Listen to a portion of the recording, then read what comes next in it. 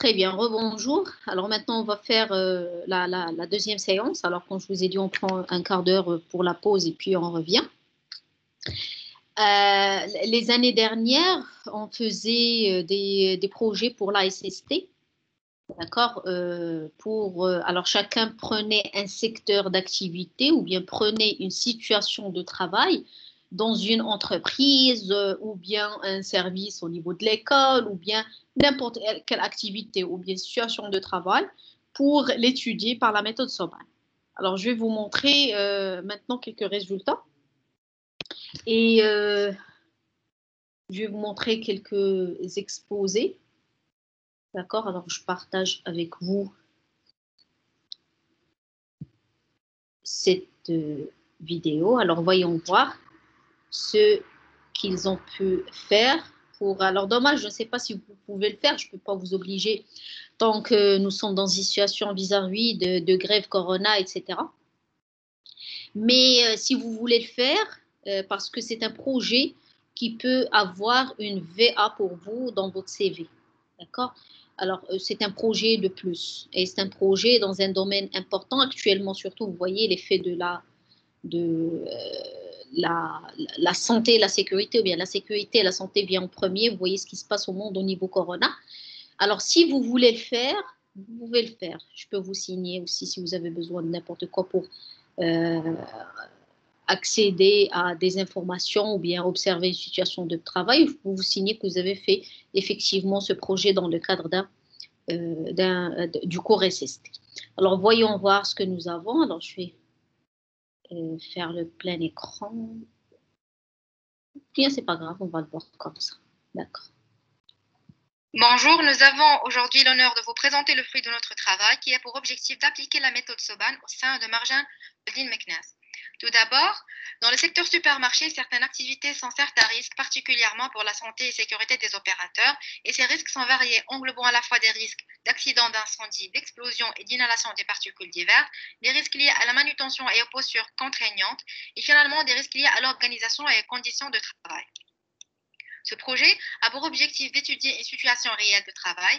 Pour ceci, on a adopté la stratégie Soban dans le but d'analyser les différentes facettes des situations de travail au sein du supermarché afin d'identifier les contraintes et les facteurs de risque professionnels et proposer et synthétiser les actions possibles et réalisables pour l'amélioration de ces situations et la réduction de ces risques.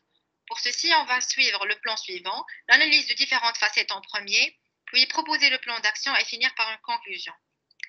La méthode Soban appliquée au supermarché consiste à analyser 24 facettes, détecter les problèmes et proposer des solutions rapides et efficaces et faciles à mettre en œuvre.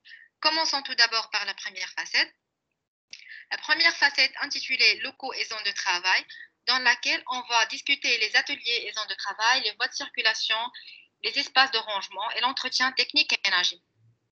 Comme solution, on a proposé d'évacuer les caisses et les palettes au fur et à mesure, ranger la zone de travail tous les jours, élaborer un protocole entretien dans les locaux, intégrant les modes opératoires. Ensuite, pour la deuxième facette, on va parler de l'organisation du travail, qui consiste principalement d'étudier les circonstances de travail, l'organisation du travail, l'approvisionnement des postes, ainsi que la planification du travail. Comme solution, on a pensé à établir un document sur les instructions de travail. Il faut que chaque agent possède ses propres OPI et surtout se spécifique sur son matériel et en valise en tout temps, s'assurer que le matériel soit en bon état et définir le planning des durées de tâches et les délais d'exécution. Pour la troisième facette qui est les accidents du travail, on va parler principalement des vêtements de travail et équipements de protection individuelle et ainsi que les chutes en hauteur, plein pied ou projection d'objets. Comme solution pour les accidents de travail, on a proposé d'ajouter l'exigence de l'utilisation des gants adaptés à chaque tâche, généraliser l'utilisation des chaussures antidérapantes sur tout le personnel, obliger l'utilisation du tablier métallique pour l'opérateur de la boucherie et le port de casque obligatoire dès qu'on entre dans la zone de stock. Pour les risques d'incendie, comme problème à discuter, les matières inflammables ou explosives, les sources, la signalisation et le compartimentage des locaux escaliers. Comme solution, On a proposé d'être vigilant lors de l'utilisation des flammes pour allumer le four, assurer une signalisation parfaite, surtout au niveau des zones où il y a plus de risques, indiquer les zones très dangereuses ainsi que les dangers aux environs des fours, mettre des extincteurs partout dans le supermarché, sans oublier les locaux d'alimentation électrique. Pour la cinquième facette, qui est le matériel de travail et les outils de machine, on va étudier et discuter le matériel, outils et machines, leur entretien, leurs dimensions et la formation des travailleurs. Comme plan d'action, on a pensé à une formation exigée aux travailleurs, à l'utilisation la plus sûre et la plus efficiente du matériel, l'utilisation des chaussures antidérapantes, la diversité de matériel adéquat pour chaque opération afin qu'il soit bien entretenu et bien nettoyé. Et comme solution proposée, on va passer à exiger une formation aux bons gestes et aux postures en manutention manuelle. Les employeurs ne doivent pas fournir un grand effort physique vu qu'ils utilisent des tire-palettes qui leur permettent le déplacement facile des produits et exiger des conteneurs de livraison bien adaptés avec une formation aux bonnes pratiques. La septième facette, c'est les efforts et les manutentions, où on va discuter les gestes des efforts des mains, les charges et les aides mécaniques.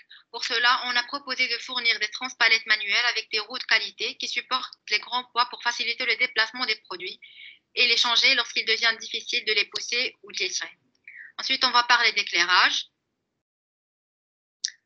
On va parler des zones de travail, la lumière de jour et la vue à l'extérieur.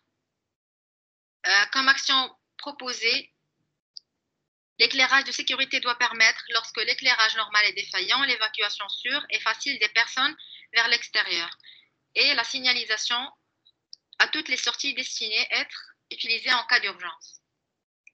Pour la neuvième facette de bruit et ambiance thermique, on va parler des EPI, l'emplacement des postes de travail, la température, les vêtements de travail et les vêtements de protection. Comme action proposée, il faut mettre à disposition des salariés des tenues de travail adaptées aux conditions thermiques. Il faut assurer un entretien périodique du matériel et du chauffage de climatisation, mettre en disposition des salariés des gants de protection contre la chaleur et mettre des boîtes de bouchons d'oreilles à côté de tous les pétrisseurs.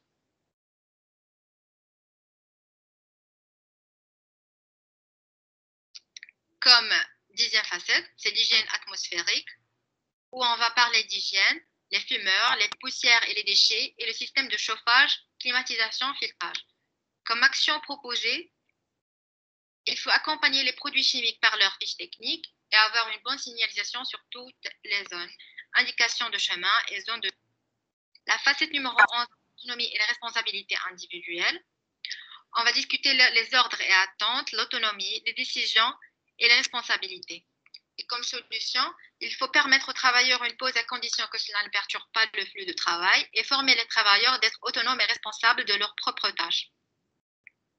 La deuxième facette, c'est le contenu du travail, où on va discuter l'intérêt du travail, s'il est intéressant et diversifié, les compétences, l'information et formation. Et comme plan d'action, on doit rendre les tâches bien claires et bien définies et affecter chacune à un acteur bien adéquat.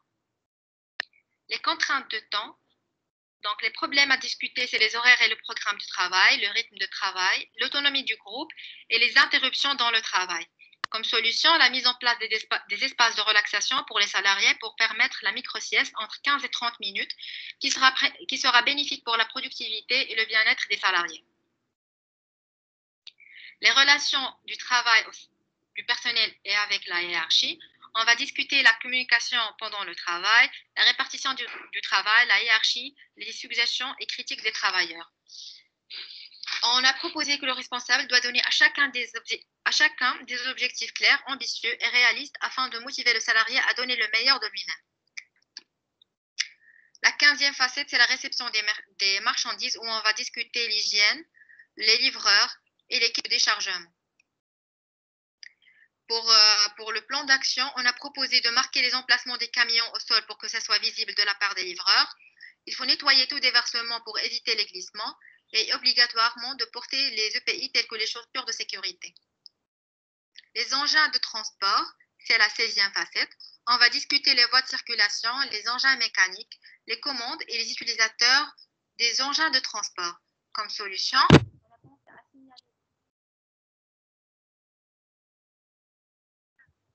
et information des caristes afin qu'ils soient plus prudents. La facette 17, c'est les réserves des marchandises où on va discuter les espaces, le compartimentage, les déchets et les EPI. On a proposé de regrouper les produits et les objets dans les stocks pour les visualiser, ranger les chariots et les cartons chacune à sa place, mettre des fiches d'interdiction de fumer dans le magasin et appliquer les différents emplacements du magasin en éliminant les cartons vides. Pour les racks, les étagères, les dispositifs de stockage, on va discuter la stabilité, fixation au sol, entretoise en stabilité en hauteur, la sécurité et les palettes, ainsi que le stockage. On a proposé de regrouper les produits et les objets dans le stock pour les visualiser et les situer facilement, ranger les chariots et les cartons chacune à sa place, appliquer les différents emplacements du magasin en éliminant les cartons vides et mettre des fiches d'interdiction de fumer dans le magasin. Les chambres froides, on va discuter l'organisation du travail, l'équipement et les EPI. Et pour cela, on a proposé d'installer des distributeurs de boissons chaudes près des milieux de travail froids. Il faut assurer un entretien périodique du matériel de chauffage et de climatisation. Il faut mettre à la disposition des salariés des tenues de travail adaptées aux conditions thermiques et mettre en disposition les vêtements de protection. Pour les ateliers de préparation, boucherie, charcuterie, pâtisserie et poissonnerie, on va discuter les machines, les couteaux, les manutentions et l'entretien de ces machines. Et comme action, il faut mettre en disposition des chaussures antidérapantes pour tous les employés travaillant dans les ateliers de préparation et l'utilisation et le nettoyage approprié des couteaux et des machines. Pour la mise en rayon, on va discuter les rayons, les échelles, la manutention et la formation. Et on va proposer l'utilisation des manutentions convenables pour manipuler en fonction des hauteurs, à savoir les chariots, disponibilité des échelles stables et avec l'interdiction absolue de la montée aléatoire sur les rayons.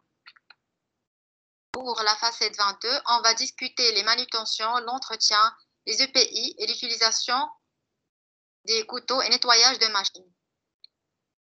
On a proposé de mettre en disposition les outils de maintenance et les EPI adéquats et entretenir les machines surtout critiques comme trancheuses et former les travailleurs à la manutention des couteaux et des machines. Pour les démonstrateurs, on va discuter le stand et les appareils afin qu'ils soient sans danger, pas d'utilisation d'appareils dangereux. Et comme solution, on a proposé de nettoyer immédiatement le sol après tout renversement, que le stand ne soit jamais sans surveillance et qu'il n'existe pas de câble électrique dans le passage des clients. Pour finir, on va passer à la facette numéro 24 qui parle des caisses où on va discuter l'organisation temporelle du travail, avoir des pauses, rotation, polyvalence, la formation du personnel et finalement, en ce qui concerne le scannage, on doit avoir un équipement en parfait état de marche avec un nettoyage du scanner dès que nécessaire. Alors, pour conclure, cette étude SST réalisée au niveau de Marjan Holding a permis de décrire la situation réelle de travail telle qu'elle est perçue par les opérateurs grâce à leur participation et implication. Le guide des paris utilisé qui est adapté à la situation de travail s'est avéré rapide et simple à mettre en œuvre. Il est également efficace pour identifier les risques et les opportunités d'amélioration des conditions de travail. En revanche, des aspects méritaient d'être développés et demandaient impérativement un approfondissement de la stratégie Soban. Merci de votre attention. Alors voilà, c'était un exemple de projet qui a été fait. Et bien que le projet n'est pas parfait avec les actions avec lesquelles on sortit, surtout qu'il n'y avait pas trop de réunions avec le personnel, chose qui est importante, il faut une implication, il faut des réunions, etc., etc. Mais bon, c'est assez bien pour pouvoir visualiser la méthode et les efforts qu'ils ont fait pour voir, revisiter les lieux de travail, voir les conditions de santé et sécurité, pouvoir faire la méthodologie Soban pour la première partie qui est des paris. D'accord. Alors, je vais vous... Rappelez-moi, s'il vous plaît, de partager avec vous l'ensemble des vidéos, parce que j'en ai plusieurs. Comme ça, je peux partager avec vous. Vous pouvez regarder ce que vous voulez. Comme vidéo, il y a beaucoup de choses qui peuvent être intéressantes pour vous. D'accord. Alors, maintenant, je vais partager les slides pour continuer la partie du cours en s'intéressant cette fois aux indicateurs de la SST. Alors, qu'est-ce que nous avons comme indicateurs? Alors, globalement, nous avons des indicateurs importants dans la SST qui sont ces 4 indicateurs. Je nomme les indicateurs. Alors, votre attention. Nous avons premièrement l'indice de fréquence, puis le taux de fréquence, ou l'indice de gravité ou le taux de gravité. L'indice de fréquence et le taux de fréquence, l'indice de gravité ou le taux de gravité. D'accord? Je n'avoue l'indice de fréquence. L'indice de fréquence est un indicateur qu'on utilise et on le mesure de la manière suivante. L'indice de fréquence égale au nombre d'accidents avec arrêt. Alors, est-ce que nous avons eu des accidents avec arrêt? Un accident, 2, 3, 4, etc. Fois 1000 divisé par le nombre de salariés. Ou si vous voulez, nombre d'accidents avec arrêt sur le nombre de salariés fois 1000. Alors, combien d'accidents d'arrêt par 1000 salariés? D'accord? C'est ça le nombre d'accidents, l'indice de fréquence. Alors, ça mesure la fréquence d'accidents avec arrêt. Maintenant, le taux de fréquence. Le taux de fréquence, il est égal à combien? Il est égal au nombre d'accidents avec arrêt fois divisé par le nombre d'heures travaillées fois 1 million, fois 10 à la puissance 6. Nombre d'accidents avec arrêt, la même chose, mais divisé cette fois pas par le nombre de salariés, mais en fonction de nombre d'heures travaillées. Nombre d'heures travaillées dans l'entreprise. D'accord? Alors, en général, on travaille 8 heures par semaine, semaine de 5 jours. Si vous n'avez pas de précision concernant le nombre d'heures, je parle pour les exercices, mais sinon, si vous êtes dans un carré, vous cherchez l'information. L'indice de gravité, cette fois. La somme des taux d'incapacité permanente fois 1000 divisé par le nombre d'heures travaillées. Alors, il y a une notion ici qui est la notion de taux d'incapacité. Pardon? Quelqu'un est en train de parler, bon, c'est pas grave. Alors, c'est quoi le taux d'incapacité permanente? Qu'est-ce qu'on veut dire par le taux d'incapacité permanente? C'est-à-dire, qu'est-ce qu'on est donné par le médecin de travail? Qu'est-ce que nous avons de ce taux d'incapacité permanente? C'est un taux avec lequel les indemnités. Alors, après un accident de travail, le médecin vous donne un taux d'incapacité permanente qui est attribué à la personne qui a fait l'accident. C'est ce taux d'incapacité, c'est lui qui ouvre le droit à des indemnités de l'assurance, etc. D'accord? Et il est déterminé par le médecin de travail. Par la suite, la personne elle est convoquée par le service médical pour s'assurer, avec un médecin conseil, pour s'assurer est-ce que c'est le bon taux d'incapacité permanente.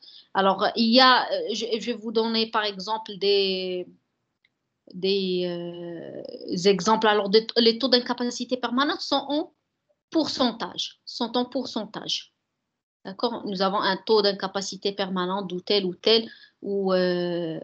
etc. Nous avons pour chaque qui se l'IPP, d'accord? Et nous avons pour chaque taux d'incapacité permanente, l'IPP, pour chaque accident, là, pour chaque lésion, là, pour chaque degré, nous avons un taux, d'accord?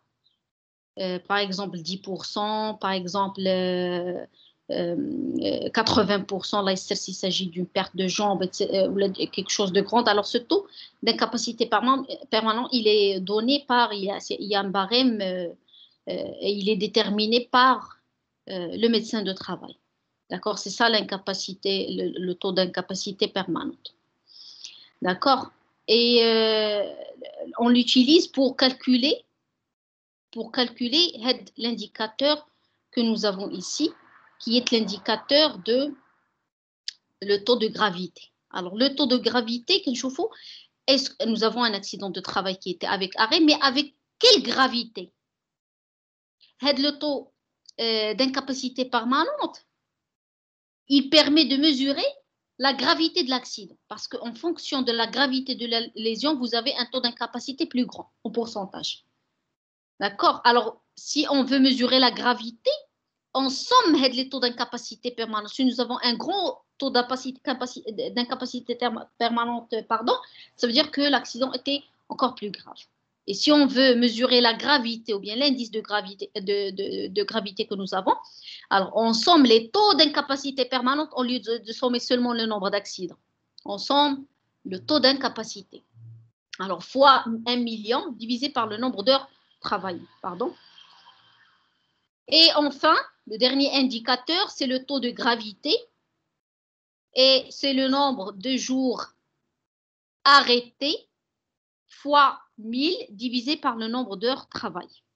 Alors, c'est le taux de gravité. Alors, nous avons ces 4 indicateurs de la SST.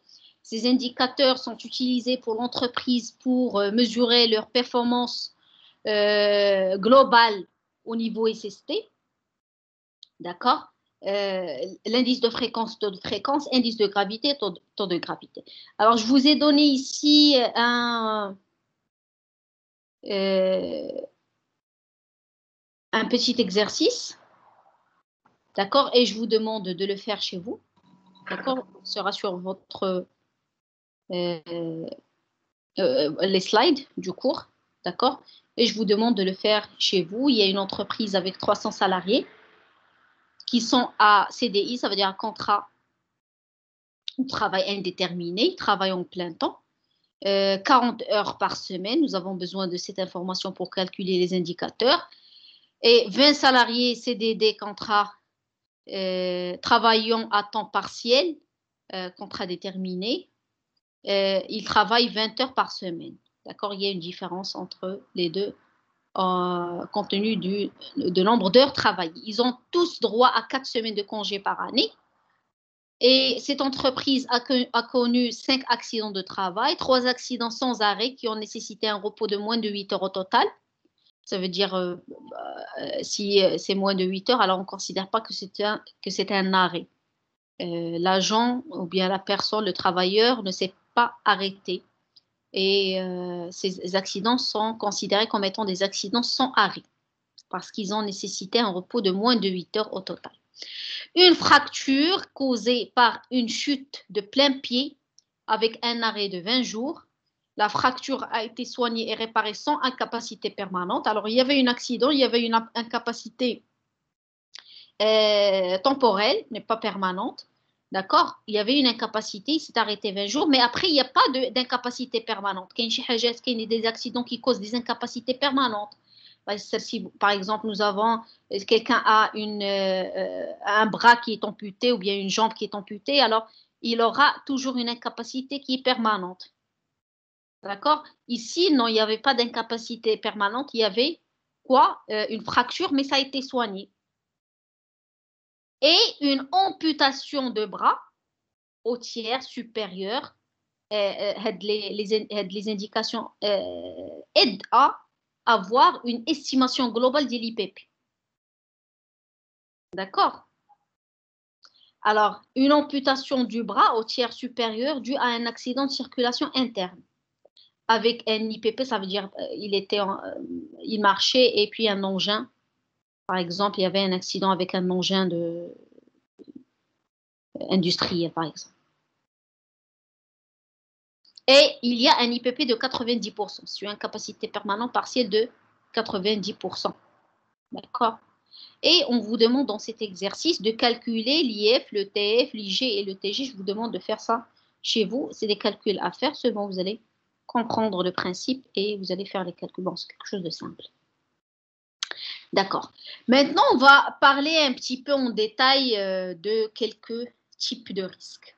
D'accord. Alors, on va voir les risques. Alors, grosso modo, les risques qu'on va voir maintenant, ce sont les risques de chute plein pied, les risques de chute de hauteur, les risques des accidents internes, les risques routiers, les risques liés aux activités physiques, manutention, etc.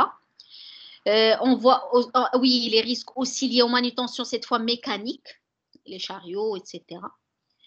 Les risques liés aux déchets, les risques biologiques, les risques liés aux équipements de travail, si nous avons par exemple des équipements, des machines, des machines à outils, etc., etc.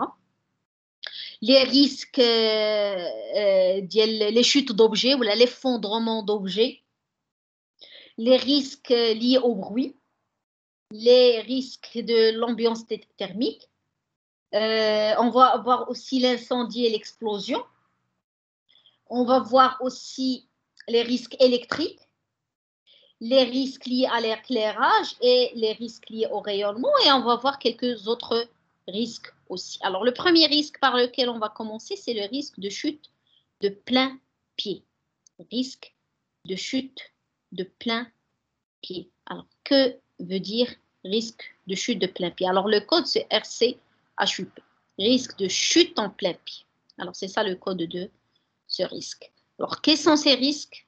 Les risques, ce sont les risques d'accident qui résultent du contact brutal d'une personne avec le sol ou avec un objet.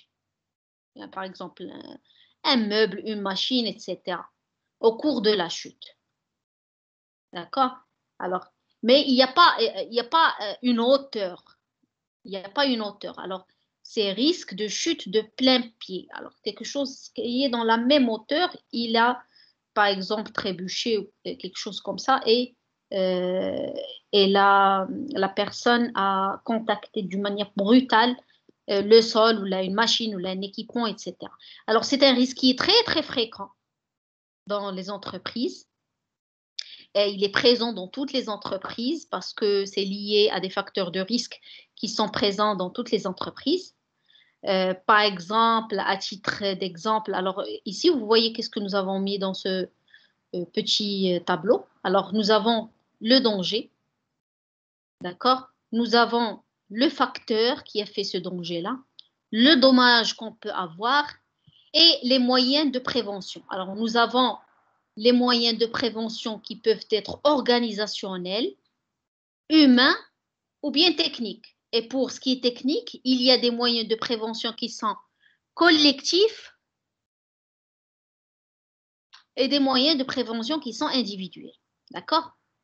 Alors, à deux tableaux, il est très important. Nous avons ici le facteur, ça veut dire c'est comme la cause, le facteur qui a causé ça, le danger, cette chute-là, et le dommage qu'on peut avoir, la lésion qu'on peut avoir dans ce type de risque, et les moyens de prévention qu'on peut mettre en place, que ce soit des moyens organisationnels, que ce soit des moyens humains, que ce soit des moyens techniques. Et pour le technique, il y a des choses qu'on peut mettre pour tout le monde. Ça serait alors des moyens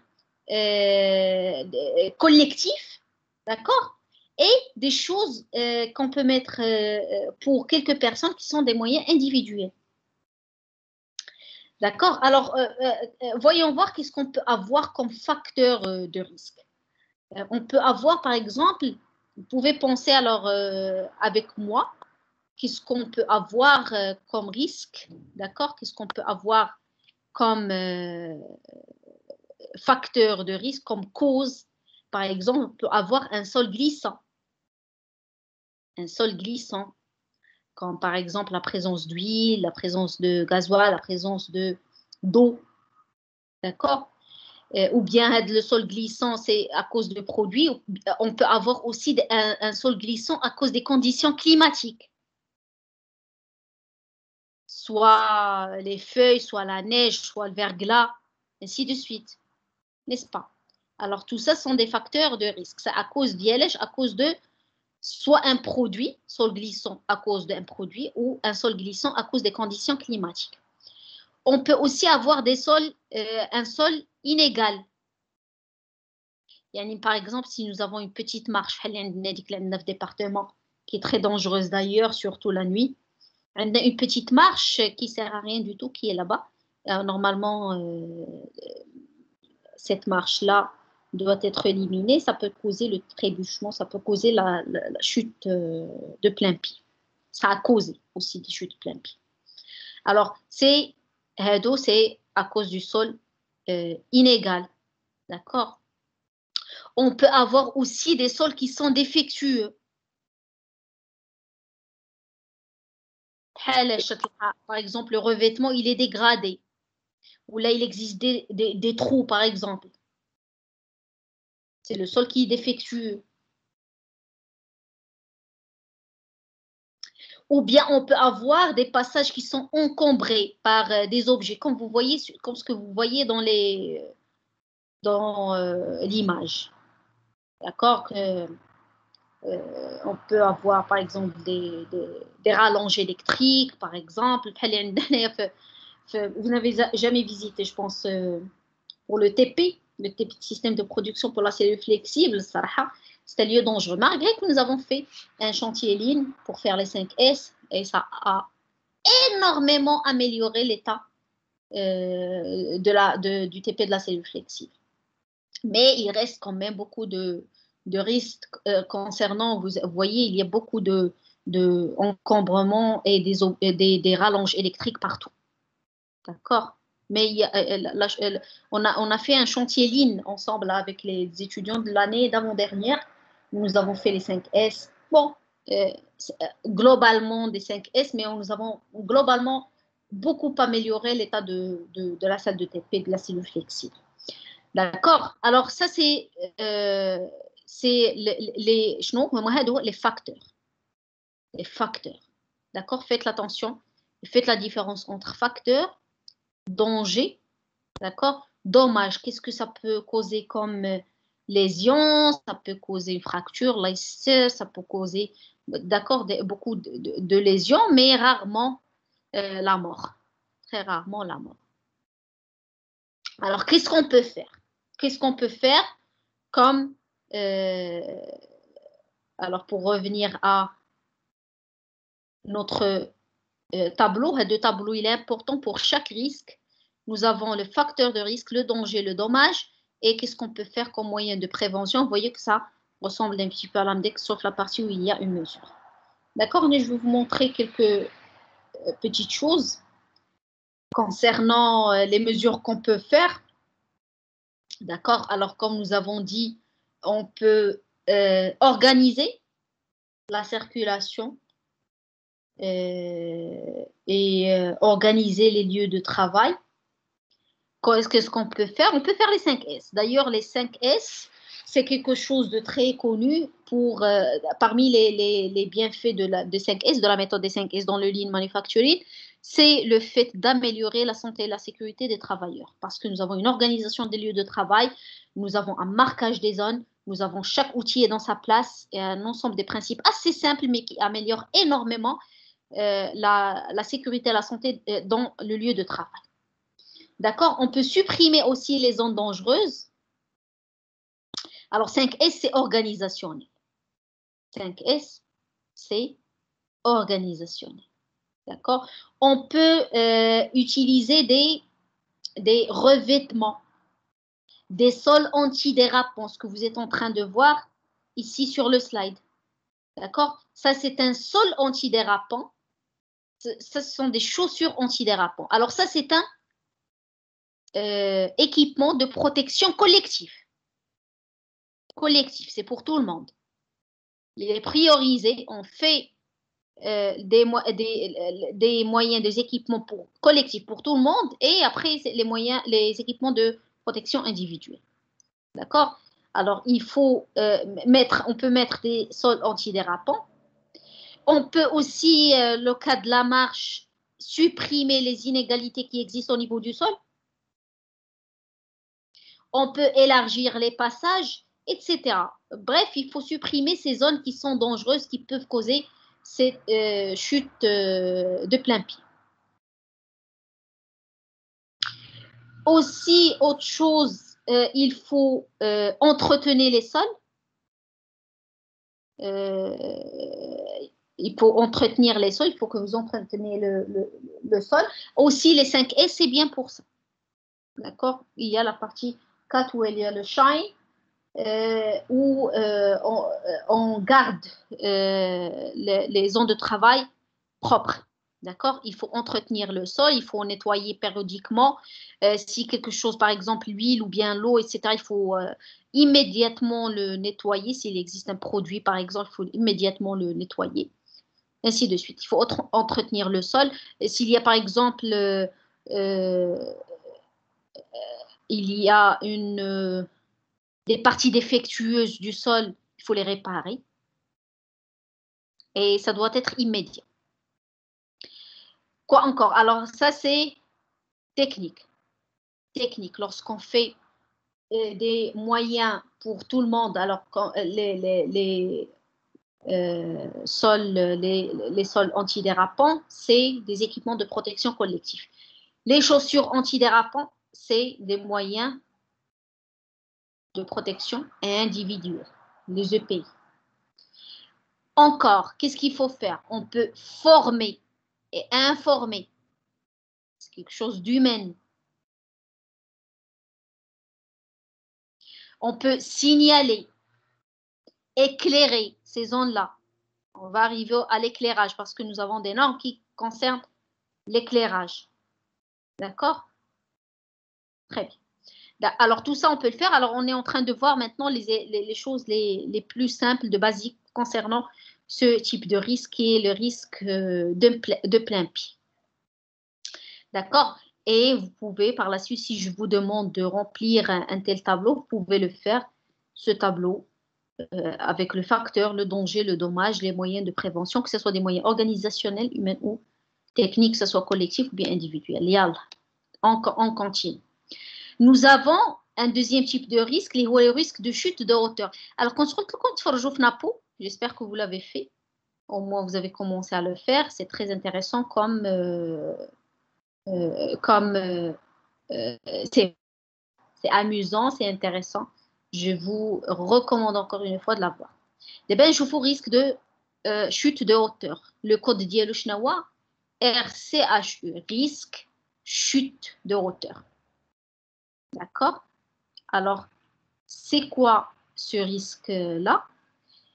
Les risques de chute de hauteur, ce sont les risques d'accident qui résultent d'une chute avec hauteur. D'accord? Il y a un contact brutal d'une personne avec le sol ou avec l'objet, mais au cours d'une chute. Au cours d'une chute. Et il y a une certaine hauteur entre la partie où se trouvait le pied du travailleur et la partie du contact. Et c'est aussi un risque qui est très fréquent. Et les conséquences peuvent être beaucoup plus graves. Et on peut avoir même la mort. Si par exemple, la personne heurte sa tête, par exemple, contre quelque chose d'assez solide, on peut avoir, avec une grande chute, on peut avoir la mort. D'accord? Que ce soit l'escalier, que ce soit un endroit assez haut pour des chantiers de travail, etc. Alors, c'est un risque qui est fréquent dans les entreprises. Je parle en général. Et c'est un risque aussi grave. Il peut avoir des conséquences très graves de la chute de hauteur. Alors, qu'est-ce qu'on peut avoir comme situation qui peut causer cette chute-là. Alors, on peut avoir, par exemple, des escaliers.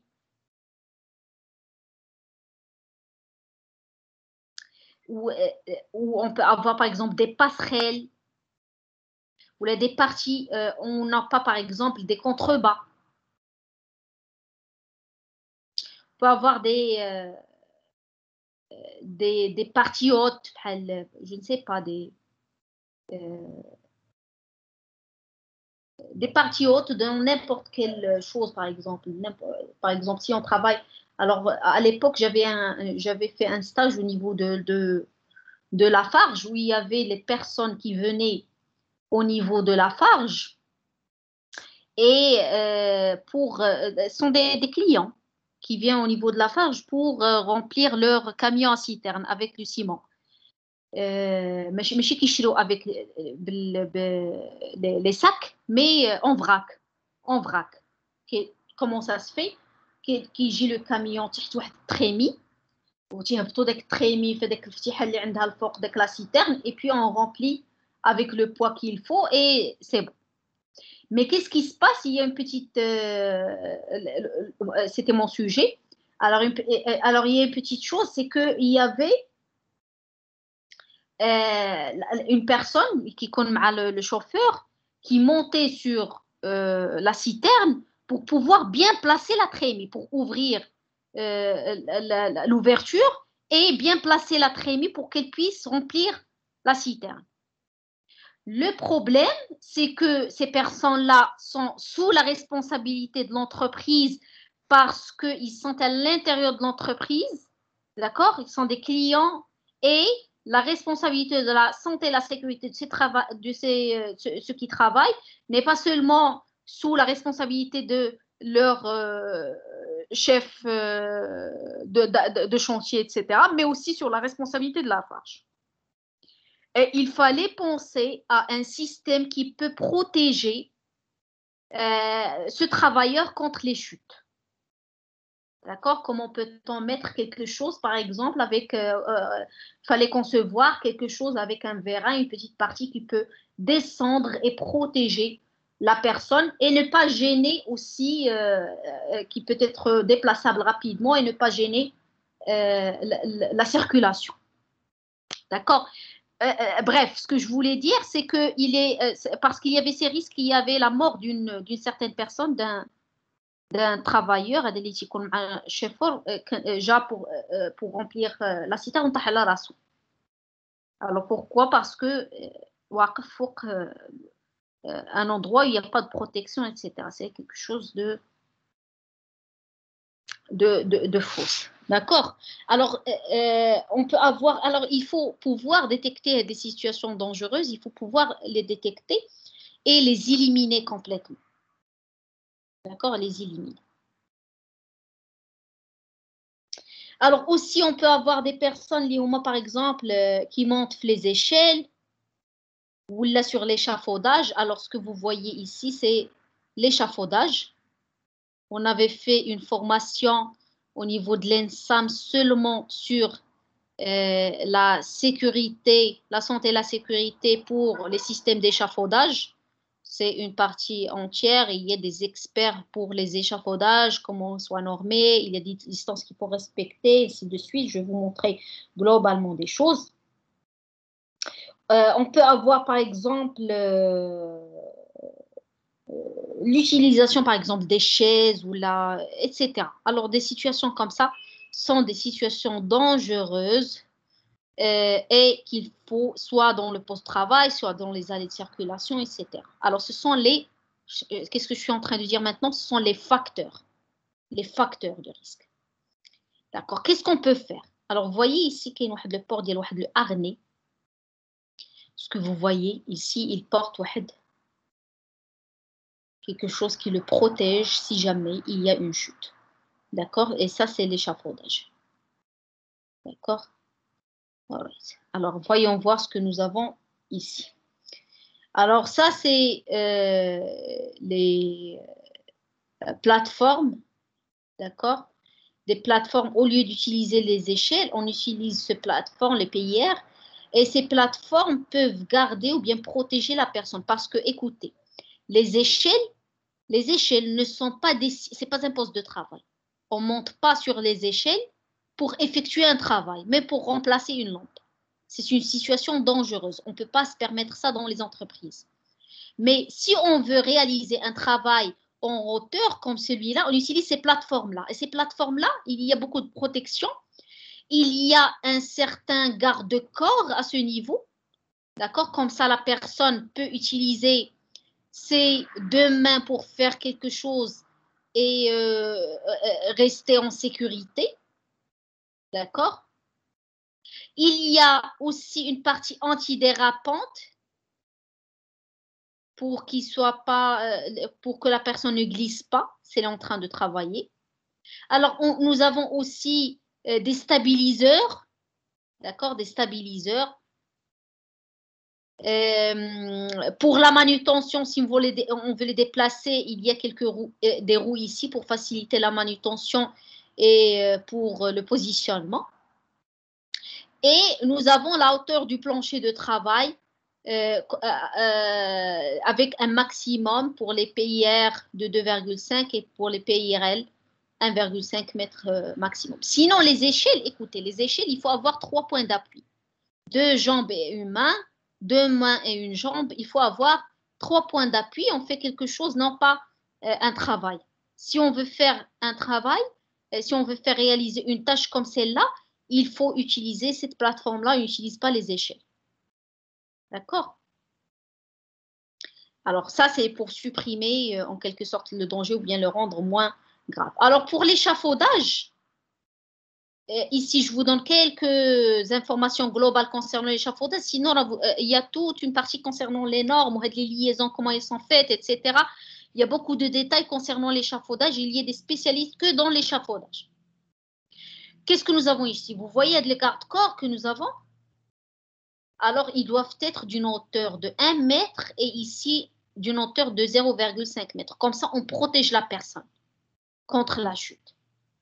Alors, il faut avoir 1 mètre de hauteur et aussi à ce niveau-là, 0,5 mètre. Il faut avoir une distance de sécurité entre le mur et l'échafaudage de 0,2 mètre. D'accord? 0,2 mètres. Alors, si nous avons une composition, par exemple, des échelles, il y a un nombre de règles à respecter. Il faut avoir un chevauchement d'au moins 1 mètre. Il faut verrouiller la fermeture et il faut avoir des patins qui sont antidérapants.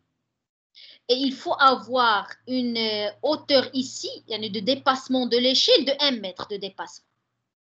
Alors comme ça, on peut considérer que cette échelle, elle est assez sécurisée pour être utilisée. Sinon, c'est une situation dangereuse. Alors vous avez compris, nous avons un ensemble de règles assez strictes concernant les dimensions qu'on fait pour les échelles, pour les garde-corps, les dimensions, le dimensionnement de l'échafaudage aussi au niveau des nœuds, comment on les fait, etc. D'accord? Il y a beaucoup de règles concernant tout ça.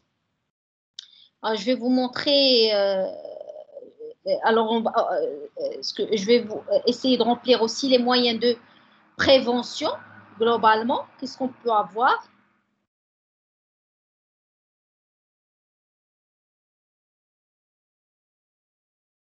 Alors, on doit supprimer les zones qui sont à différence de niveau ou bien d'accès en hauteur. Si on peut les supprimer carrément, d'avoir l'accès à hauteur, on le fait. Ou bien on met en place des protections, soit les mains courantes, ou là les garde-corps, ou là des barrières, ou là des filets, d'accord, filets chibquettes de retenue, ainsi de suite. Tout ça, ce sont quoi? Ce sont des barrières qui sont techniques. Si on dit main courante, garde-corps, etc., c'est collectif. Barrière et filet de retenue, c'est collectif. Former aussi le personnel pour assurer une utilisation correcte des dispositifs mis en place. Pour les équipements de protection individuelle, vous avez ce qu'on appelle le harnais. Je viens de le dire tout à l'heure, ce que portent les travailleurs ici, c'est le harnais. Si jamais il y a une chute, alors cet équipement de protection individuelle permet de le protéger. D'accord? Alors, c'est la formation, c'est humaine et le port du harnais, c'est quoi? C'est individuel. C'est EPI. OK. Alors maintenant, on arrive aux risques liés aux situations internes, de circulation interne. Parce que, écoutez, il y a deux genres de circulation. Il y a les circulations au niveau interne de l'entreprise et il y a une circulation au niveau externe de l'entreprise. Maintenant, on s'intéresse aux risques liés à la circulation interne de l'entreprise. Alors, qu'est-ce qu'on veut dire par la circulation interne? La circulation interne, elle résulte lorsque un véhicule heurte une personne, mais à l'intérieur de l'entreprise. Et ce véhicule peut être n'importe quoi, pas forcément un engin de manutention, etc., quelque chose d'industriel. On peut avoir, par exemple, par motocycle, par voiture. L'essentiel, c'est que ça soit à l'intérieur de l'entreprise. D'accord? Parce que c'est l'entreprise, à ce moment-là, qui organise les circulations. Est-ce que les circulations sont partagées par les piétons et les engins ou bien les moyens de circulation, etc. C'est elle qui organise tout ça. Alors, il y a une différence entre les circulations internes et l'externe. Alors, dans ce cas-là, on peut avoir aussi le véhicule heurte une personne ou bien une personne à l'intérieur de son véhicule et il heurte, par exemple, un obstacle. Par exemple, il drop le ou quelque chose comme ça. D'accord? Alors, l'essentiel, c'est que c'est un risque résultant d'un accident avec un véhicule, motocycle, ou la voiture, ou la camion, ou la chariot, ou la engin, n'importe lequel. Soit l'engin où il drape la personne, soit il est à l'intérieur ou drapé, soit l'essentiel. Alors, si on veut mesurer la gravité, si on veut estimer globalement la gravité, on sait très bien que ce genre d'accident peut être très grave et peut être mortel. Et bien sûr, la gravité, elle dépend de quoi? Elle dépend de l'énergie. Est-ce que c'était avec une grande masse, avec une grande vitesse, la taille de l'engin, un ensemble de facteurs qui déterminent par la suite la gravité de l'accident. D'accord? Alors, existence, alors je vais vous passer, alors toujours ce tableau-là qu'on essaie de remplir et je vous demande de le faire. Alors, c'est quoi, quels sont les facteurs? Quel est le danger? Quels sont les dommages possibles? Les moyens de prévention pour arrêter tout ça, que ce soit des préventions ou bien de protection, bon, mais c'est de prévention, que ce soit organisationnel, humaine ou technique. Ça fait? Alors, toujours la même chose. Alors, quels sont les facteurs qu'on peut avoir pour ce type de risque lié aux circulations internes? Alors, on peut avoir des zones de circulation communes. Il y a des croisements. En général, les entreprises séparent les zones de circulation des engins avec les zones de circulation des piétons. Parfois avec des marquages des zones. Parfois, ce n'est même pas suffisant. Ce n'est même pas suffisant. Et on va plus loin. D'accord? Marquer physiquement, séparer physiquement ces deux zones. D'accord? Alors, lorsque nous avons des zones de circulation communes aux piétons et véhicules, lorsque nous avons ces croisements-là, alors c'est un facteur, c'est un danger. Et l'existence de l'ETC, c'est un danger. On peut avoir aussi des zones dangereuses pour la circulation. Par exemple, des zones qui sont étroites, ou là, lorsque nous avons une pente, soit pour les engins très lourds, vous voyez, alors lorsqu'un engin très lourd ou c'est très dangereux, très dangereux. D'accord? Parce qu'il y a une grande énergie cinétique et parfois il peut ne plus maîtriser l'engin. Et bien sûr, l'encombrement, le mauvais état des allées de circulation, ainsi de suite. D'accord? On peut avoir aussi le manque de visibilité. Par exemple, à cause des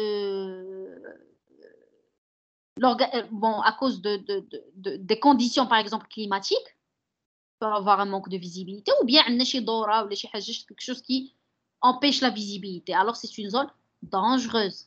Il y a un danger qu'il faut éliminer. On peut aussi avoir comme facteur le mauvais état des véhicules. Mauvais état des freins, de la pneumatique, de la direction, de feux de signalisation, etc. Alors, tout ça peut être des facteurs de risque. Alors, qu'est-ce qu'on peut faire? On peut signaler, bien délimiter les espaces de circulation piéton-engin avec un marquage sur le sol. Alors, on ne permet pas aux engins et aux piétons de passer par les mêmes zones de circulation, mais on sépare. On sépare les piétons, on les sépare par rapport aux engins. Alors, on établit des règles pour la circulation interne des véhicules et il faut bien sûr signaler et éclairer les zones. Il faut un éclairage qui assure une certaine visibilité respectant la norme. D'accord? Qu'est-ce qu'on peut faire? Il faut entretenir les voies de circulation. Il faut faire une maintenance. Alors, normalement, c'est vous qui devrez penser à ça. Alors, essayez de réfléchir en même temps parce que c'est l'exercice qui est important. Alors, il faut aussi penser aux véhicules, comment peut-on les entretenir, s'il y a une défaillance, il faut les réparer immédiatement, ainsi de suite. Alors ici, je vous montre aussi un marquage où on sépare les zones piétons, bien les circulations piétons par rapport aux circulations véhicules. Mais parfois, il y a des accidents, on continue à avoir des accidents, même s'il y a une séparation, parce que cette séparation n'est pas physique. D'accord? Comme vous voyez ici, ce sont les allées piétons et les allées véhicules. Et ici, c'est l'entreposage. D'accord? Parfois, alors vous voyez comme ici, par exemple, d'accord? Alors, nous avons une séparation physique avec du béton. Parce que même si on a fait des marquages, ça n'a pas empêché des accidents. Et si on a un incident, il faut revoir notre système. On voit ici avec ces engins-là, la taille de ces engins, etc. On a préféré avoir des séparations qui sont physiques avec du béton dans ce cas-là pour protéger les personnes qui travaillent ici. Je vous montre aussi, alors Hadi, c'est une société espagnole, je pense, de la propreté. Aussi, on avait fait au départ un marquage avec avec des couleurs, mais on a continué à avoir des accidents. C'est pourquoi l'entreprise a pensé à faire carrément une séparation physique pour protéger les personnes qui passent par ce passage-là, les protéger contre les engins qui peuvent circuler ici, peuvent nuire à leur santé et sécurité. D'accord? Très bien. Alors, j'arrive maintenant au risque routier et de conduite d'engin. Alors, le code, c'est le RRCE, risque routier et conduite d'engin. D'accord? C'est ça le code. Alors, qu'est-ce que présentent ces risques routiers? Alors, ce sont les risques d'accident de circulation toujours, mais cette fois, ils sont liés au déplacement du salarié qui réalise par exemple une mission pour l'entreprise. Ça veut dire que c'est à l'extérieur de l'entreprise, pas à l'intérieur de l'entreprise, c'est à l'extérieur de l'entreprise. D'accord? Et c'est un risque aussi dont les conséquences peuvent être très graves et c'est un risque assez fréquent parce que beaucoup d'entreprises ont, les salariés doivent faire des missions, etc. Et les risques routiers sont assez fréquents et peuvent affecter toutes les entreprises. Alors, qu'est-ce qu'on peut avoir comme facteur? Alors, la même chose, qu'est-ce qu'on va voir, pardon. Qu'est-ce qu'on peut avoir comme facteur de danger? Alors, toujours notre tableau qu'on essaie de remplir avec les facteurs du danger, les dommages qu'on peut avoir et les moyens de prévention. Alors, comme facteur, qu'est-ce qu'on peut avoir? On peut avoir, si vous pouvez réfléchir, on peut avoir, par exemple, l'état du véhicule. L'état du véhicule, est-ce qu'il est défaillant? Est-ce qu'il est insuffisamment équipé? Est-ce que le véhicule il est mal aménagé, surtout s'il s'agit d'un transport de produits? Ou bien le véhicule il est inadapté à la tâche à réaliser?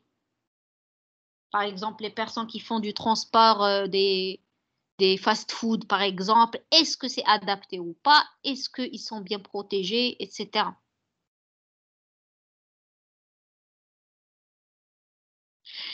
D'autres facteurs, c'est quelque chose de très important et bien sûr pour tous les risques routiers, pas seulement les risques routiers relatifs à l'entreprise, c'est l'usage des moyens de communication pendant la conduite. Téléphone portable, etc. Alors en voyant qu'est-ce qu'on est portable. C'est vraiment, on a besoin d'ici peu de temps des voitures autonomes ou là au moins un système ADAS, d'un système avec des fonctionnalités d'arrêt en cas de risque de heurter quelque chose. Parce que vraiment, ça commence à être très, très grave. Les gens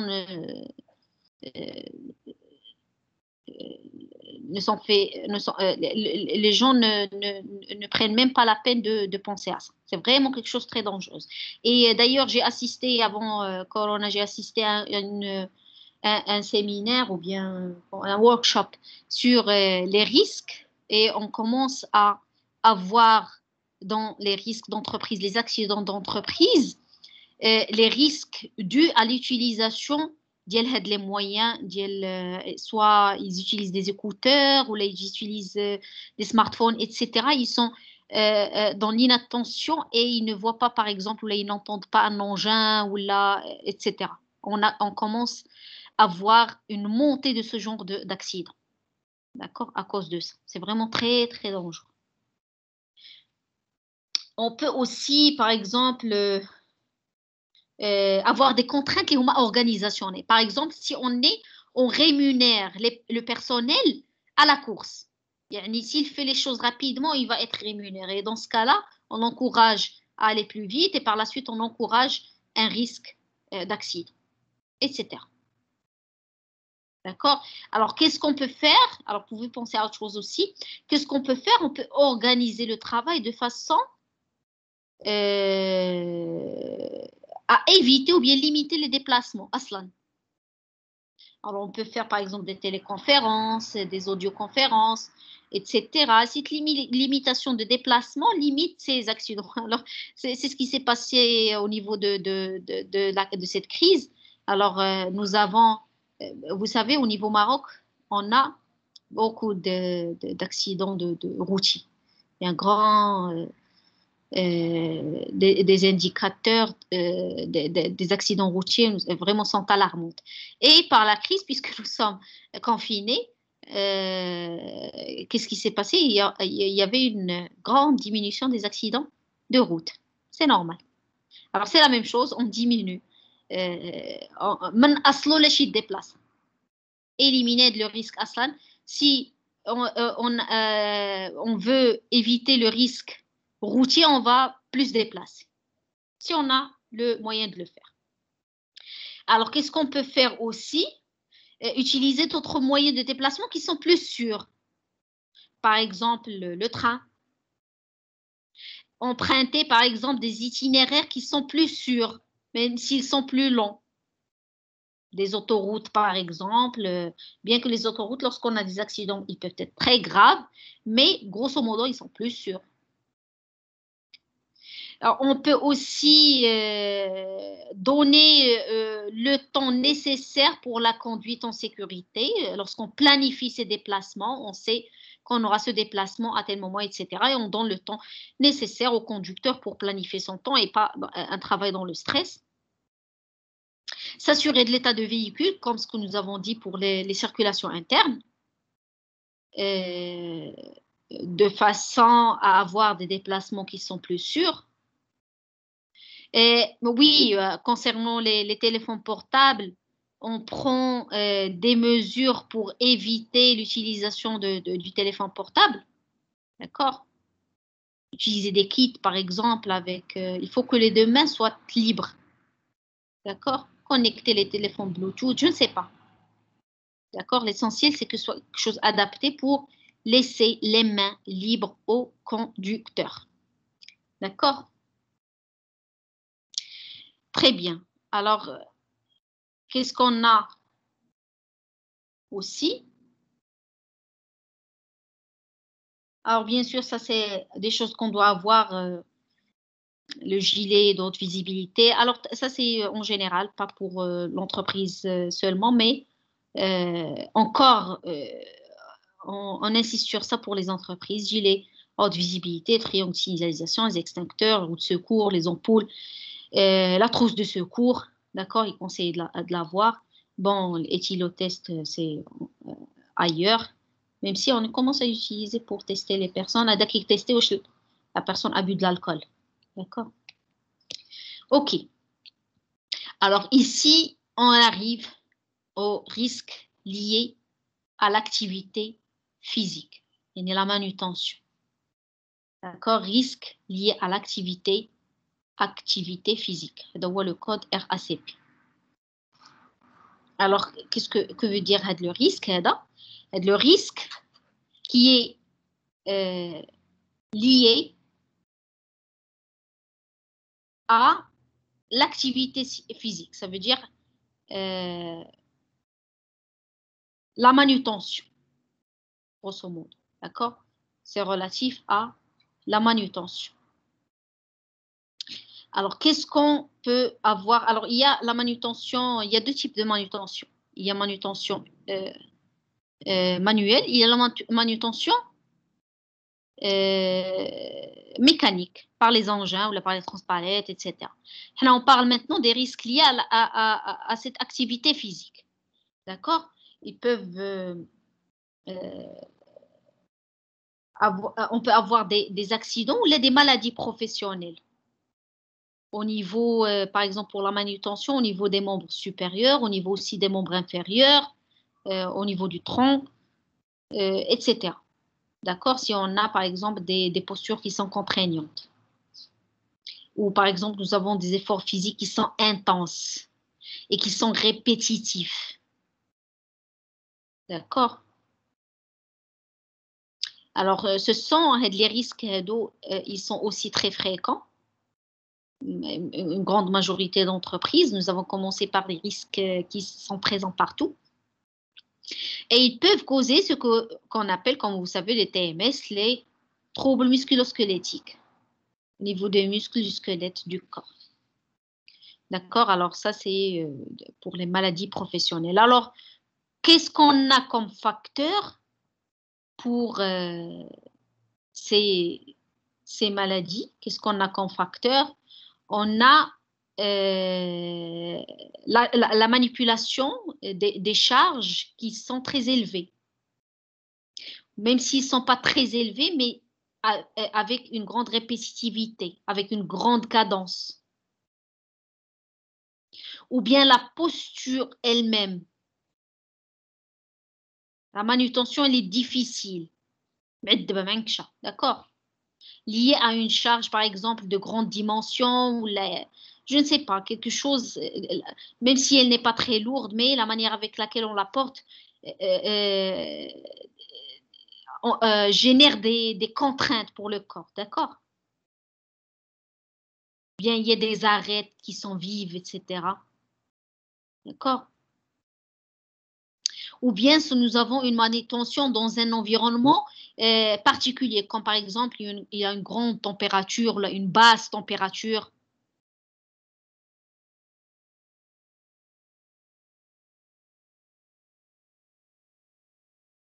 Ou quelque chose de très répétitif, comme les personnes qui font le montage des meubles, par exemple.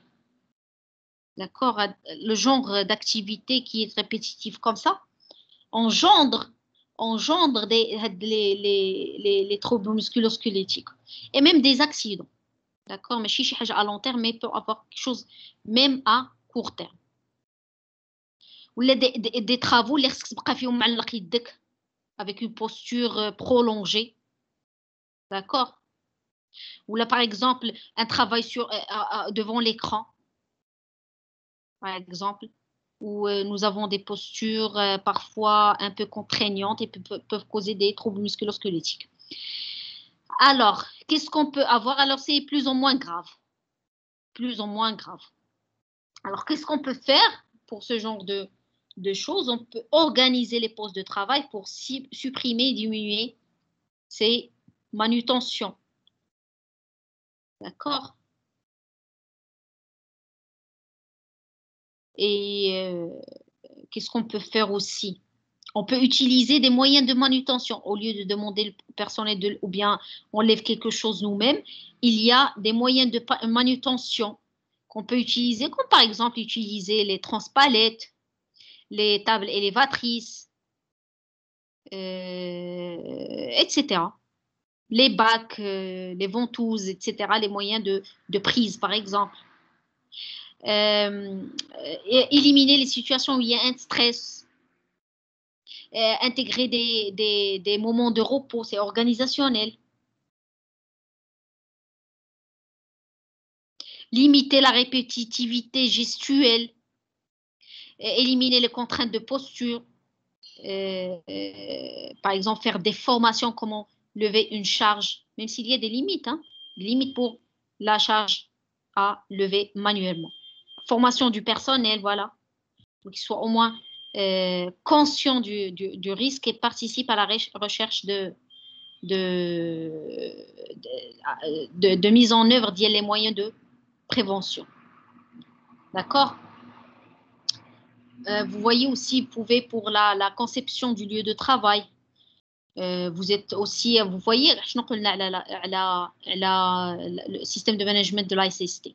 Il faut l'intégrer dans les processus métiers. Lorsque vous allez concevoir les jeunes ce genre de poste de travail, il faut penser SST. Il faut penser santé et sécurité au travail.